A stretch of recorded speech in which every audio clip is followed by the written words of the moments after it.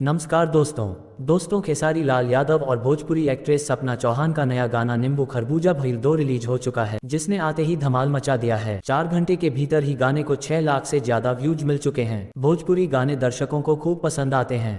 इनकी खासियत यह है कि इन्हें सुनते ही लोग थिरकना शुरू कर देते हैं। भोजपुरी गाने ऑडियंस सुनना खूब पसंद करती है, खासतौर पर जब गाना उनके फेवरेट एक्टर खेसारी लाल यादव का हो तो गाने को धूम मचाने में ज्यादा समय नहीं लगता। एक बार फिर भोजपुरी एक्ट्रेस सपना चौहान और खेसारी लाल यादव का गाना सोशल मीडिया पर छाया हुआ है, जिसके बोल हैं नींबू खरबूजा भइल दो। यूट्यूब पर रिलीज किए गए इस म्यूजिक वीडियो में आप खेसारी लाल और सपना चौहान के बीच का रोमांस देख सकते हैं। दोनों के बीच सिजलिंग केमिस्ट्री फैंस को बेहद पसंद आ रही है। वीडियो के लिरिक्स के साथ साथ दोनों का जबरदस्त डांस लोगों का दिल जीत रहा है। इस वीडियो के कमेंट सेक्शन में फैंस प्यार भी बरसा रहे हैं। आपको बता दें कि इस गाने को खेसारी लाल और करिश्मा कक्कड़ ने अपनी आवाज दी है। गाने के बोल कृष्णा बेदर्दी ने दिए हैं। वीडियो को वेस्ट भोजपुरी म्यूजिक नाम के यूट्यूब चैनल पर अपलोड किया गया है। भोजपुरी स्टार खेसारी लाल यादव और सपना चौहान का नया गाना नींबू खरबूजा भइल 2 को 11 दिसंबर 2023 को रिलीज किया गया है। पिछले कुछ घंटों में इस गाने ने सोशल मीडिया में गजब का धमाल मचा रखा है। खेसारी लाल यादव और सपना चौहान के गाने नींबू खरबूजा भइल 2 को महज 4 घंटे में 6 लाख से ज्यादा व्यूज मिल चुके हैं। उनके फैंस कमेंट कर गाने की तारीफ कर रहे हैं। एक यूजर ने लिखा, हमें गर्व होता है कि हम बिहारी है जहां पर एक गायक है जो पूरे भारत को खुश रखता है। एक ने लिखा,